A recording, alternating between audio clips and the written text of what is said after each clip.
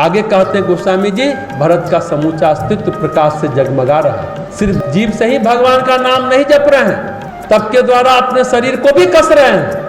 कहते हैं काया और इंद्रियों की शुद्धि ही तप है और सिद्धि ही तप है। पतंजलि यही बात कहते हैं कि शरीर के अंदर जो विकार आते रहते हैं, वो काया में जो विकार आते रहते हैं उसकी लहरों के साथ आते रहते हैं, पानी की तरंगों के साथ आते रहते हैं, श्वास जो लेते हैं उसके साथ आते रहते हैं। गहरी बात है, ध्यान से समझेंगे तो शरीर में विकार ही विकार है। प्रकृति अगर शुद्ध नहीं है ना तो काया शुद्ध नहीं रह पाती। पंच महाभूत शुद्ध नहीं है तो यह काया शुद्ध नहीं रह पाती। पंच तत्व, पृथ्वी तत्व, अग्नि तत्व, जल तत्व, वायु तत्व, आकाश तत्व शुद्ध नहीं है, उसी पंच तत्व से हमारा शरीर बना है, तो कैसे शुद्ध रहेगा? जो हवा ले रहे हैं शुद्ध वायु नहीं है, जो जल पी रहे हैं शुद्ध जल नहीं है, जो भोजन खा रहे हैं उसमें इतना कीटनाशक है, तो कहाँ से शरीर हमारा शुद्ध रहेगा और स्वस्थ रह पाएगा, स्वच्छ रह पाएगा?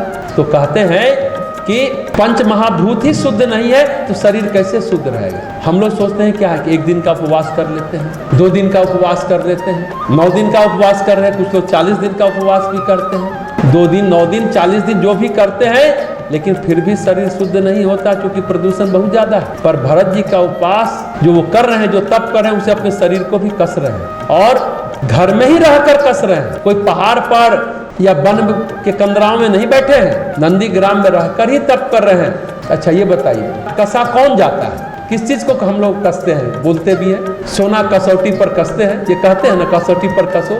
कसौटी सब सुनार के पास होता है, घिस करके चेक करते हैं। भरत जी अपने शरीर को रोज रोज कसते हैं, कहीं कोई अशुद्धि तो नहीं बच गया, कहीं कोई विकार तो न रह गया।